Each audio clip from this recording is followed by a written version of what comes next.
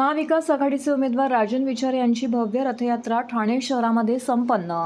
महाविकास आघाडीचे उमेदवार राजन बाबूराव विचारे यांच्या प्रचारार्थ आज एक भव्य रथयात्रा काढण्यात आली। या रथयात्रेची सुरुवात ठाणे पूर्व येथील नारायण कोळी चौकातून झाली।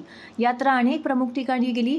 रथयात्रा अष्टविनायक चौक, Koprigaon, Nakhwa high school, Daulatnagar, Dhobighat, Koprigaon, Anandnagar, Gandhinagar, mental hospital यांसारख्या भागातून नागरिकांशी संवाद साधत पुढे जात होती। या यात्रेच्या माध्यमातून उमेदवार राजन विचारे यांनी मतदारांशी थेट संवाद साधला, तसेच त्यांच्या विकासांच्या धोरणांची माहिती घेतली। यात्रेचे आयोजन स्थानिक कार्यकर्त्यांनी उत्साहात केले होते। या उपक्रमाद्वारे मतदारांना त्यांच्या भविष्यातील नेत्यांच्या दृष्टिकोनाची जाणीव करून देण्यात आली।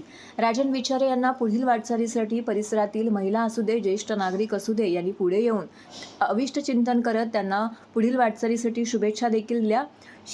यावेळी मोठ्या संख्येने कार्यकर्ते या यात्रेमध्ये सहभागी झाले होते। तर अशा प्रकारे कोपरी येथून या रथयात्रेचा आज शुभारंभ झाला आणि भव्य असा प्रतिसाद देखील या प्रचार रॅलीला पाहायला मिळाला।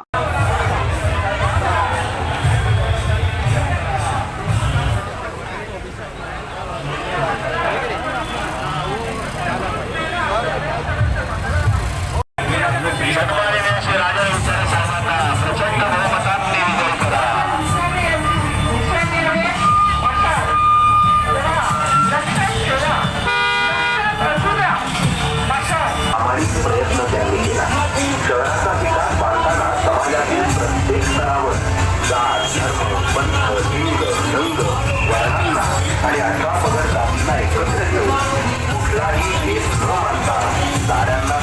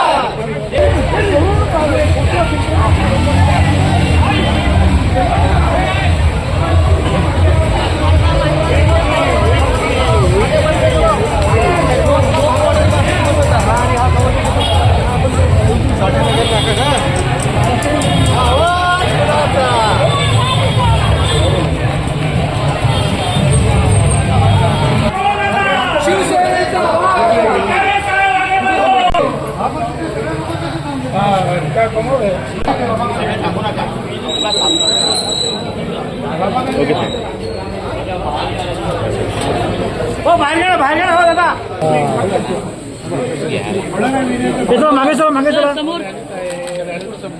सर, एक वीचा फोटो द्या ना जरा सगळे।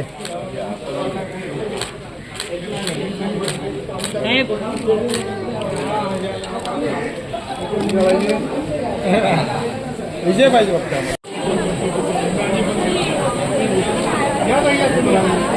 त्यांचे कॅमेरे घ्या आणि तुम्ही कोण घ्या। या तुम्हाला काढायचं आहे का? या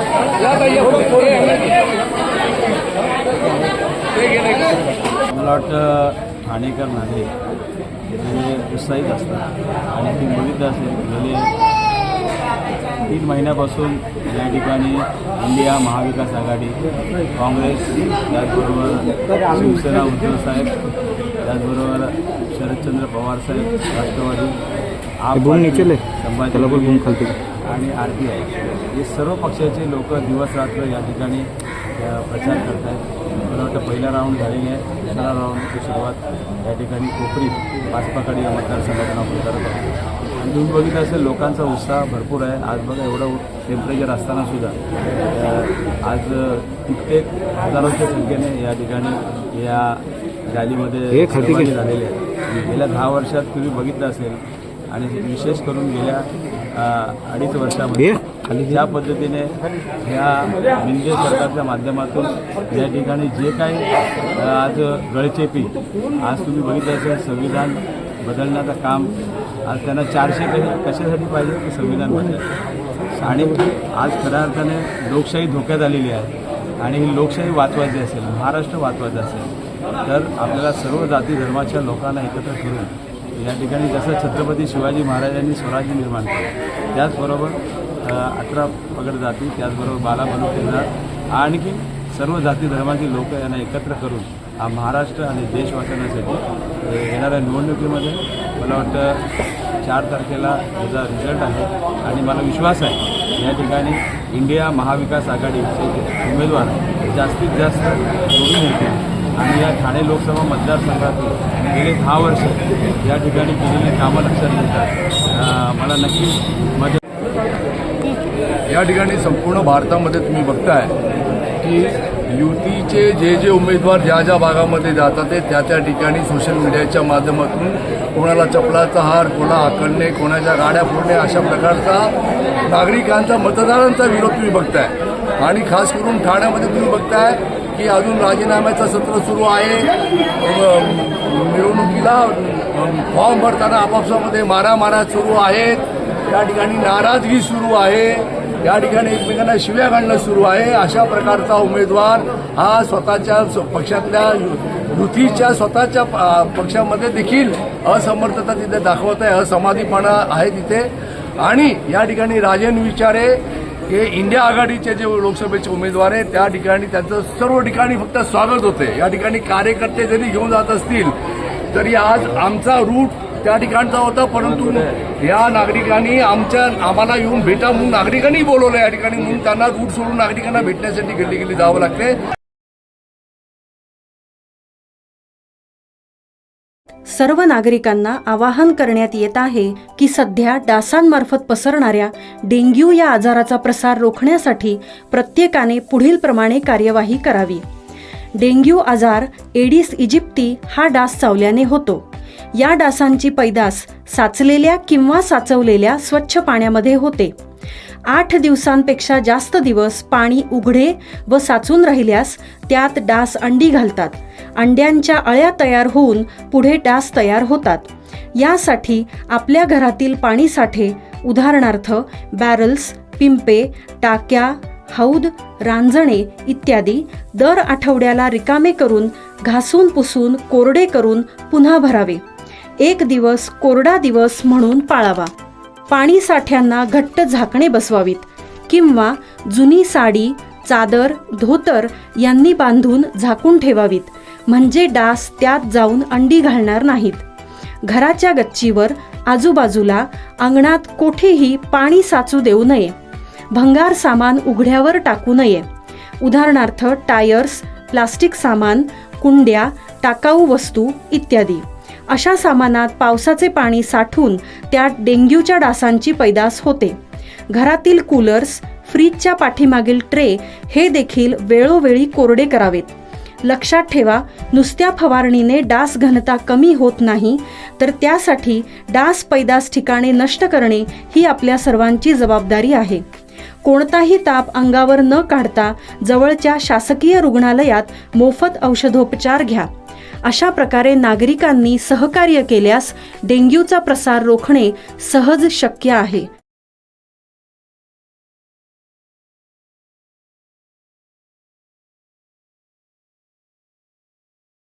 आंबे घोसाळे तलाव परिसरातील सर्व कामे जलद गतीने पूर्ण होतील, तसे ज्येष्ठ नागरिकांनी मांडलेल्या सूचनांचा विचार करून प्रशासन आवश्यक कार्यवाही करेल, अशी ग्वाही ठाणे महानगरपालिका आयुक्त सौरभ राव यांनी दिली आहे.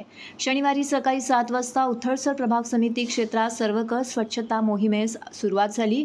आंबे घोसाळे तलाव, मीनाताई ठाकरे चौक परिसर, के विला, राबोडी, ऋतुपार्क इत्यादी भागामध्ये या मोहिमेमध्ये स्वच्छता अभियान राबवण्यात आले. त्यामध्ये रोटरी क्लब, शिवशांती प्रतिष्ठान, स्थानिक नागरिक, महापालिका अधिकारी आणि कर्मचारी सहभागी झाले होते. या मोहिमेदरम्यान आयुक्त राव यांनी आंबे घोसाळे तलाव परिसराची पाहणी केली. त्यावेळी स्थानिक नागरिक, ज्येष्ठ नागरिक संघाचे प्रतिनिधी यांच्याशी आयुक्तांनी संवाद साधला. शौचालयातील पाण्याची समस्या, स्वच्छता, परिसरात टाकला जाणारा कचरा याविषयी नागरिकांनी माहिती दिली. तसेच सौंदर्यीकरण कामाबाबत सूचनाही केल्या. या तळ्याला लागून असलेल्या पंडित जवाहरलाल नेहरू यांच्या पुतळ्याच्या परिसरात मीनाताई ठाकरे चौक परिसर यांचीही आयुक्तांनी पाहणी केली. ज्येष्ठ नागरिकांनी केलेल्या सूचनांचा पूर्ण विचार करून त्यानुसार कारवाई केली जाईल, असं देखील त्यांनी यावेळी सांगितलं.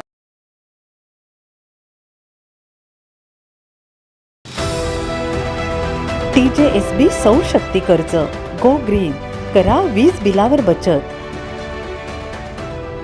आकर्षक व्याजदर, 84 महिने परतफेड कालावधी, 80% लोन, व्यावसायिक आणि उद्योजकांकरता सुद्धा. अधिक माहितीसाठी तुमच्या जवळच्या शाखेला भेट द्या किंवा संपर्क साधा. 1800-223-466 आणि 1800-266-3466.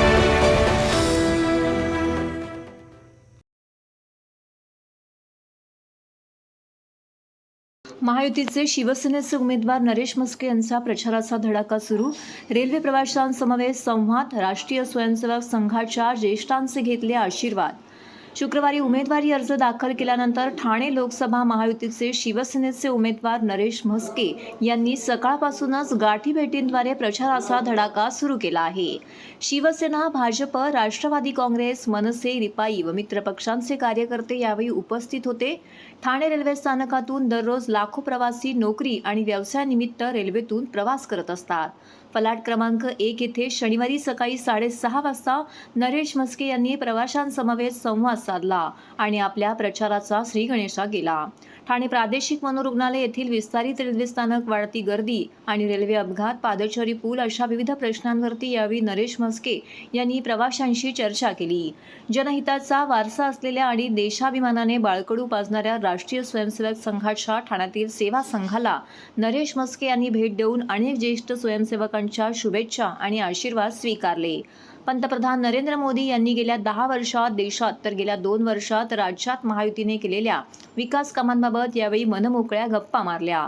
पंतप्रधान नरेंद्र मोदी यांच्या कारकिर्दीत राम मंदिर उभे राहिल्याबद्दल सर्वांनी आनंद व्यक्त केला. मासुंदा तलाव येथील मारोतराव शिंदे तरण तलाव शेजारी असलेल्या उद्यानामध्ये मॉर्निंग वॉकसाठी आलेल्या नागरिकांशी सद्य परिस्थितीतील विविध विषयांवरती नरेश म्हस्के यांनी गप्पा मारल्या. त्याचबरोबर थोरा मोठ्यांचे आशीर्वाद घेतले. जांभळी नाका येथील भाजी मार्केटमध्ये जाऊन भाजी विक्रेते आणि ग्राहक यांच्याशी संवाद साधला.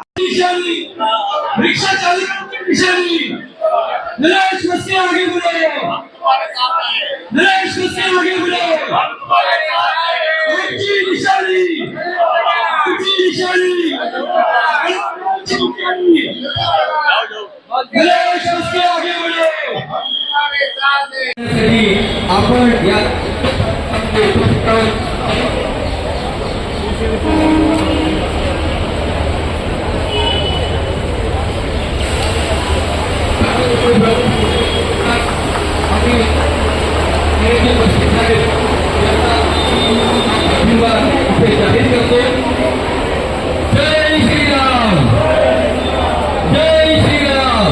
अरे महायुतीचा, अरे आपली निशाणी, ठाणेकरांची निशाणी, अरे आपल्या ताईची निशाणी, आपल्या आईची निशाणी, अरे ठाणेकरांची निशाणी, हिंदू हृदय सम्राट शिवसेना प्रमुख माननीय बाळासाहेब ठाकरे यांचा, नरेंद्र मोदी साहेबांचा. हे भाजी मार्केटमध्ये आपले शुभाशीर्वाद घेण्यासाठी आलेले आहेत. महायुतीचे तरुण तलबदार, कार्यसम्राट असे उमेदवार नरेश म्हस्के हे आपल्या भेटीसाठी आलेले आहेत. येत्या 20 तारखेला धनुष्यबाणासमोरील बटन दाबून श्री नरेश म्हस्के यांना प्रचंड बहुमताने विजयी करा. माजी महापौर महायुतीचे तरुण तलबदार उमेदवार नरेश म्हस्के हे भाजी मार्केटमध्ये आपले शुभाशीर्वाद घेण्यासाठी आलेले आहेत. त्यांना भरभरून आशीर्वाद द्या. येत्या 20 तारखेला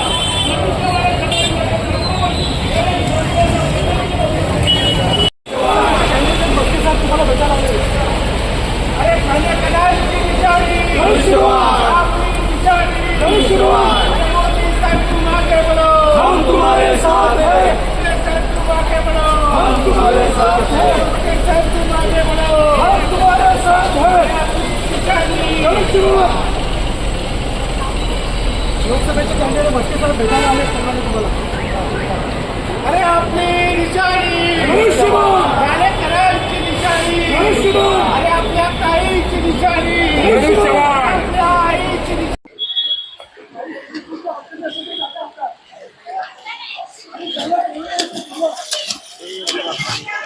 नरेश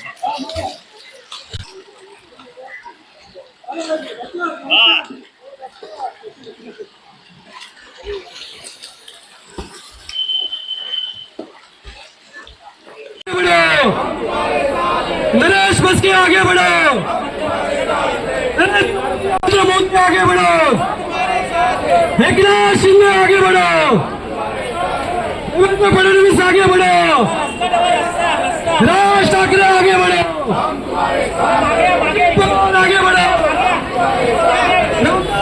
आगे बढ़ो,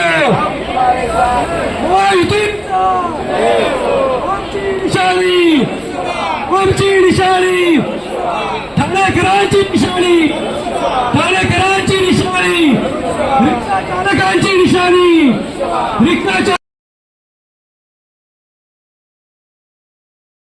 13 वर्षाच्या नाबालिग मुलीचे आक्षेपार्ह फोटो सोशल मीडियावरती टाकणाऱ्या आरोपीला पोलिसांनी केले अटक. मिर्झापूर बिहार येथे राहणाऱ्या 20 वर्षीय रोहित कुमार याने वर्तकनगर परिसरात राहणाऱ्या शालेय शिक्षण घेणाऱ्या एका 13 वर्षीय मुलीशी सोशल मीडियावरती मैत्री केली. नंतर तिला प्रेमाच्या जाळ्यात ओढून तिचे काही आक्षेपार्ह फोटो काढून घेतले. नंतर तिला तो सतत त्रास देत होता, त्यामुळे तिने त्याच्याशी बोलण्यास टाळाटाळ केली. त्याचा राग येऊन रोहित कुमार या मुलाने तिचे व्हिडिओ व्हॉट्सअपच्या माध्यमातून व्हायरल करत तिच्या नातेवाईक आणि मैत्रिणींना पाठवले. त्या गोष्टीला घाबरून त्या मुलीने आपल्या मोठ्या बहिणीला ही गोष्ट सांगितली. त्याप्रमाणे तिच्या मोठ्या बहिणीने वर्तकनगर पोलीस स्टेशनमध्ये रोहित कुमार विरुद्ध तक्रार दाखल केली. या तक्रारीची गांभीर्याने दखल घेत पोलीस उपायुक्त अमरसिंह जाधव, सहाय्यक पोलीस आयुक्त मंदार जावळे, वर्तकनगर पोलीस स्टेशनचे वरिष्ठ पोलीस निरीक्षक राजकुमार वाघचौरे यांच्या मार्गदर्शनाखाली पोलीस निरीक्षक मल्हार कोकेरेव या इतर अधिकारी कर्मचारी यांनी मिळून तांत्रिक तपास करून अहोरात्र परिश्रम करून आरोपीचा ठावठिकाणा शोधून काढला व त्याला देहरादून उत्तराखंड येथील रायवाला पोलीस स्टेशनच्या हद्दीतून त्याला अटक केली आहे. हा आरोपीकडे चौकशी केली असता तो अशाच प्रकारे स्वतःची ओळख लपवून इतर मुलींसोबत सोशल मीडिया साईटवरून ओळख करून त्यांच्याशी मैत्री करून विश्वास संपादन करून त्यांचे आक्षेपार्ह व्हिडिओ बनवून नंतर त्या मुलींनी बोलण्यास टाळाटाळ केल्यानंतर त्यांचे आक्षेपार्ह व्हिडिओ त्यांच्या नातेवाईक मित्रमैत्रिणींच्या मोबाईलवर पाठवित असल्याचं निष्पन्न झाला आहे. या आरोपीला अशा प्रकारे मुलींना त्रास देण्याची विकृती असल्याचं स्पष्ट होत आहे. त्याच्या अकाउंटवरून तो बऱ्याच मुलींना अशा प्रकारे त्रास देत असल्याचं निष्पन्न झालंय. तरी अशा प्रकारच्या बिना ओळखीच्या कुठल्याही व्यक्तीशी मुलींनी संपर्क करू नये. विशेष करून नाबालिग मुलींनी या गोष्टी टाळाव्यात. त्यांना तशी समज नसते. कोणीही अनोळखी व्यक्तीने फ्रेंड रिक्वेस्ट टाकली तर त्याला रिस्पॉन्स देऊ नये. त्याच्या सोशल मीडियावरील भूलथापांना बळी पडू नये असं आवाहन पोलीस उपायुक्तांनी केले आहे. पोलीस स्टेशन वर्तकनगर येथे गुन्हा रजिस्टर नंबर 412/2024 भादवी कलम 354 आणि IT ॲक्ट कलम 66 प्रमाणे गुन्हा दाखल करण्यात आला होता. त्यामध्ये पीडित जे आहेत ते पीडित यांच्या तक्रारीवर सदरचा गुन्हा दाखल केला. त्यामध्ये पीडित यांचा मोबाईलवर सोशल मीडिया अकाउंटवर आरोपी रोहित कुमार राहणार हरिद्वार उत्तराखंड यांनी काही फोटो मागितले. त्यांची मैत्री झाली. मैत्रीचं रूपांतर पुढं त्याच्यामध्ये जे फोटो किंवा व्हिडिओ त्या पीडितेने टाकले त्याचे त्यानं अश्लील व्हिडिओ मार्क करून पीडितेच्या नातेवाईकांना आणि सोशल मीडियावर इतर ठिकाणी ते सर्क्युलेट केले. त्या अनुषंगानं सदर गुन्ह्याचा तपास हे पोलीस निरीक्षक श्री कोकरे आणि पोलीस उपनिरीक्षक शेख यांनी तांत्रिक आणि इतर विश्लेषण करून सदरच्या आरोपीला हरिद्वार उत्तराखंड येथून अटक करण्यात आलेली आहे. त्याला ताब्यात घेतलेला आहे. सध्या तो पोलीस कस्टडीमध्ये आहे. आरोपी हा 21 वर्षाचा असून तो तिथं रुद्राक्षाच्या माळा किंवा इतर किरकोळ साहित्य विक्रीचं काम तिथं करतो. त्यांना ठाणे पोलिसांतर्फे मी आवाहन करतो की अनोळखी व्यक्ती ज्या आहेत त्या सोशल मीडिया किंवा डायरेक्टली आपल्या फोनवर कॉन्टॅक्ट करून आपल्याशी मैत्री करण्याचं प्रयत्न करतात आणि त्याच्यामध्ये मोबाईल क्लोन केला जातो किंवा मोबाईल हॅक केला जातो किंवा त्याच्यामध्ये मोबाईलमधला सर्व डाटा लिंक करून त्याच्यामध्ये आपले कॉन्टॅक्ट किंवा जे क्रिडेन्शियल आहेत किंवा आपला जो डाटा आहे त्याचा दुरुपयोग त्यातून केला जातो. तरी सर्वांना आवाहन करण्यात येते नागरिकांना की असं अनोळखी व्यक्तीवर विश्वास ठेवू नये किंवा त्यांच्याशी कुठल्या प्रकारचे सोशल मीडियाद्वारे किंवा फोनद्वारे कुठलाही संपर्क ठेवू नये.